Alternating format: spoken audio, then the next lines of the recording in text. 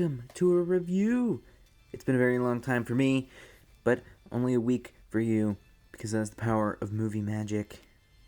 Now, I'm not reviewing a Transformer. I know that's going to upset some people, but, I have a lot of weird toys that I would like to review. And, it's the week of finals, so I had some spare time on my hands.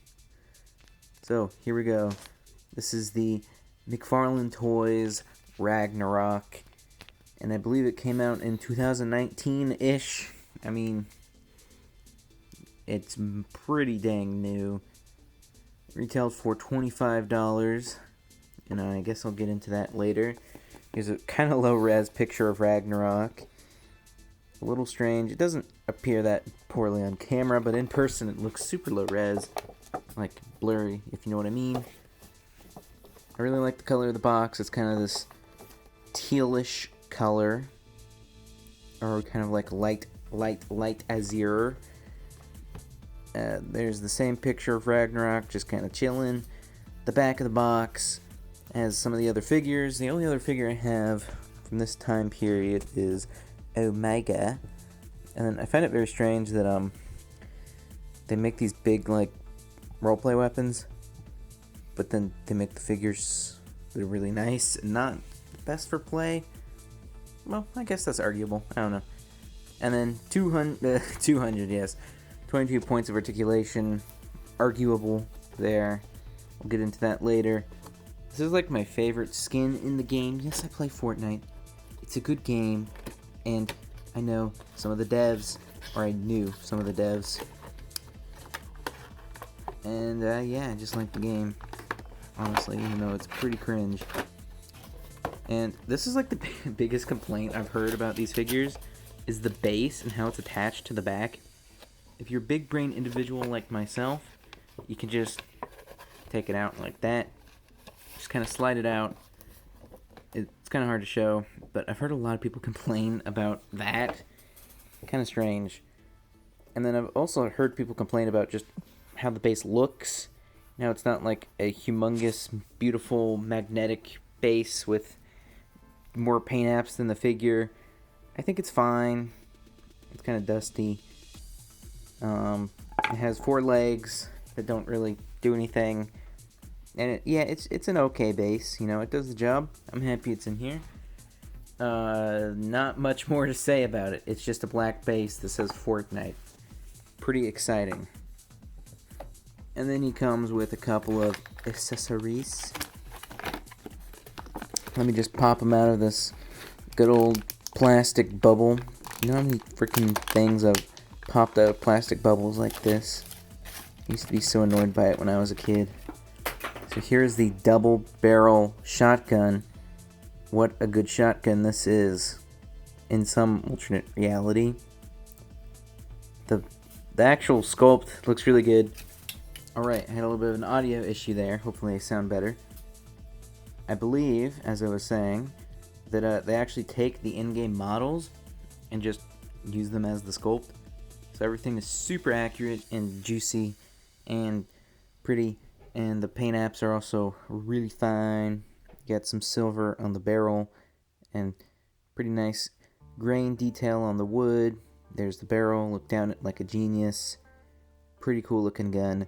Not the best in the game, if you ask me. There's the top. What should we look at next? I guess we'll look at his pickaxe, which I believe is called the Bifrost, if I'm not mistaken. And it's a pretty weird one. It's fairly accurate to the game. I always thought the blue flame on top was kind of weird. But it gets the job done. It doesn't quite capture that icy effect that it does in the game, in my opinion. But it still looks pretty cool. And yeah, nice paint apps. The handles on these are pretty bendy. Kind of an issue, but not too terrible. And here we have his frozen shroud. It's probably the most inaccurate part of the figure. It's not that big of a deal. But, yeah, it looks pretty good. The sculpt is nice. These holes kind of look a little weird, but it definitely has that distinct gap in the middle. And yeah, the colors are a little weird. There's like this gradient where it goes into brown, and then these are white. These up here should be silver, not the spikes, but these little circles. And then the top half should not be brown. It's kind of just black. And then this little tiny bit at the top is brown. Kind of strange. It's not a huge deal, and I'm not saying it looks bad, it's just inaccurate. It kind of looks better in some ways than the real one, because the real one can be a little bland. Still pretty cool. And now here is the main attraction, Ragnarok. He's pretty dang cool. So let me kind of get him standing up straight here. And also let me kind of fix the camera. There we go, that looks pretty good. Man, this guy has a presence about him. He looks really good in my opinion. Now then, pauldron's kind of in the way. Everything's not perfectly straightened out. Let me kind of fix that. Right off the bat, I mean, this guy is extremely accurate. Let me just get the size comparison out of the way. Oh wait, wrong figure. Tahu, there we go. So you can see, I believe they're about 7 inches tallish. Ragnarok's a little bit taller than that because he has those horns. But, you know, scales pretty well, and can have quite the epic battle with Tahu. In theory, who would win? Probably Tahu. Come on, let's face it. Tahu is Toa of fire. Man, I'm speechless. I just kind of do a quick rotation with my hands in the way because that's how I roll. And now let's talk about articulation for the first time. I did not have to redo this several times because I was being smooth-brained. Alright, articulation, one of the best subjects, we all know and love it. Apparently he has 22 according to the box, but that's arguable. His neck here should be on a ball joint. I believe his neck and then his head is on a ball joint. But since he has this thick skull and these thick braids, he is being articulation blocked, which is #relatable. And yeah, it's unfortunate he can't turn, but I think he looks pretty cool. And other figures kind of look weird sometimes when they kind of sacrifice looks. And as I said before, the pauldrons can kind of move. And all of his joints are pretty dang stiff, but he does have a bicep swivel. And then he has shoulders, which are like Revoltech joints. And because of the pauldrons, you can't get much motion out of it. You can kind of get him into like a Y pose, not quite a T pose. You definitely don't want to force it. I did that with my Omega and almost broke it. And of course, his shoulders can do a rotation, 360. And he also has a butterfly joint. It's kind of hard to see. It's basically just his shoulder joint is on a big ball joint in his chest. And then he has double jointed elbows, and they're pretty good. And he can do all sorts of things, so he can be a sassy boy if you want. Look at him, he's a sassy boy. And it looks really good in my opinion. You can still get a 90-degree bend, of course. And in my opinion, a lot of these double jointed elbows always look super awkward, and they have a very strange divot. He does not. I think McFarlane does a pretty snazzy job of that. We're gonna just skip the hands because why not? He does not really have. He's supposed to have an ab crunch, but because he has so many armor pieces and rubbery pieces, it doesn't really work. And then you can kind of get a rotation there. It's a little strange. Same thing with the waist. You don't want to force it too much, even though the figure is very rubbery and made out of a pretty nice plastic. It can still break. Let's see with Joni here, good old Jonesy. You can see it's very stiff. Even though he has a lot less armor, I'm not going to force it too much. It's not super usable, honestly. His legs, though, are pretty well articulated. His thigh joint can go pretty high up. He can definitely kick. And he has a very nice looking double jointed knee, which like totally vanishes in my opinion when you straighten it out, which is pretty nice to see. And you can get a really deep bend, not quite all the way, but good enough. You can do some cool poses, kind of a Nigrindayo pose maybe. Nice. Gotta have a reference every video. It's a quota. And then his thighs can also splay pretty far out. I mean, yep, that's good enough. I don't think you would ever really need more than that. And then his knees, we just talked about. He doesn't have any rotation though. And then his feet is pretty well articulated.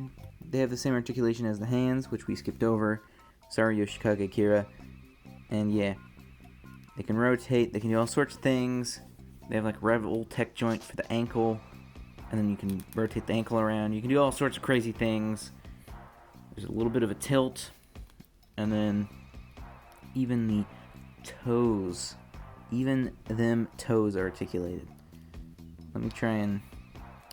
It's kind of hard to get some joints to work. Okay, here we go. Articulation of the toe. More than you would ever really need. That looks incredibly painful. But pretty highly articulated.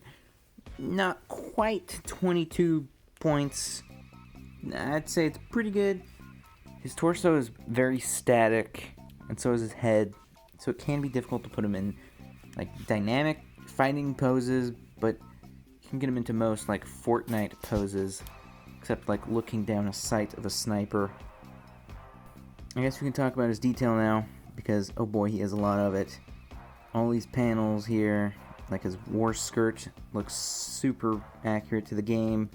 He has his little horn here. Yes, I'm going to call it a horn. It would be cool if you could detach it, because then you could do like the battle cry emote, which is a pretty spicy emote in my opinion. And it's stuck on there. Don't try and rip it off, because it will break. This boy has 1,000,000 belts and a bunch of gold, and you know, he's the champion. And he has even more belts. I don't know what this guy's problem is with belts. I never really noticed it, to be honest. His braids have gold paint apps, pretty nice. Nothing around the back on the braids. And then his skull has a lot of pretty cool just paint apps and gradients and all sorts of spicy things. Then he also has armor with more straps, and then more straps up here. And it's very hard to see, but he also has more tiny belts on his bicep. I guess they're backup belts. Maybe for the pauldrons, but he's strapped up for sure. Okay, now then, let's take a look at him with his frozen shroud.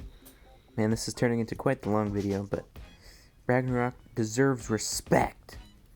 So all you do is plug it into his back. Pretty simple.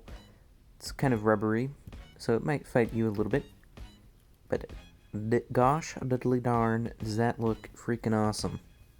And it's super accurate, even though the color's a little off, but it really looks like you're looking at a render from the game.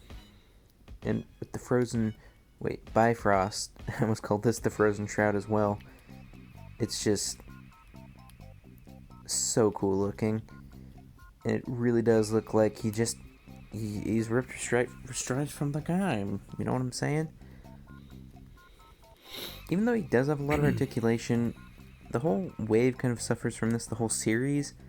It's kind of hard to get him into cool poses. Like, you can't make him floss, and it's very difficult to make him actually swing his pickaxe. You're probably going to have lots of trouble, especially because he has karate grip action.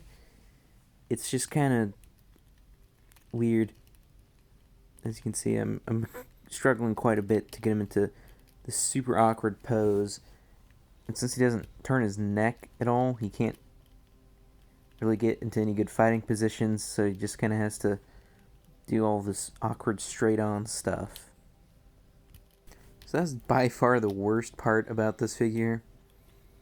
Is just kind of the, I don't want to say lack of articulation, but the just clutter that kind of blocks it. Because it's there, it's just blocked. So a lot of times I like to just kind of put him in these very like stern, dramatic poses. And oh boy, fitting this shotgun into his hand is quite an achievement. You really have to karate grip action it, if you know what I mean. You really got to stretch it out.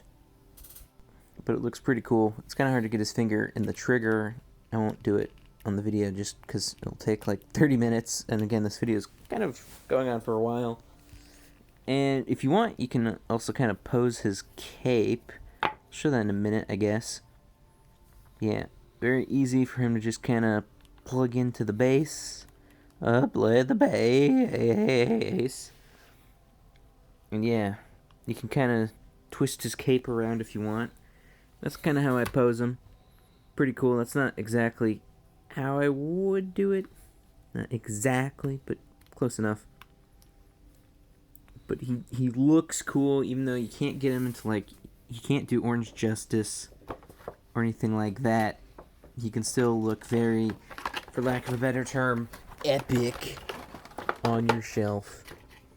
And he's only quote-unquote $25, which I feel like is pretty good comparatively, because he has a lot of good paint, extremely accurate, and very large, because a lot of the other action figures, kind of in the scale, are more expensive, and then the 6-inch figures are generally about the same price, or maybe about $5 cheaper, and then stuff like, Star Wars Black Series is about the same price, or more expensive, and they're smaller scale.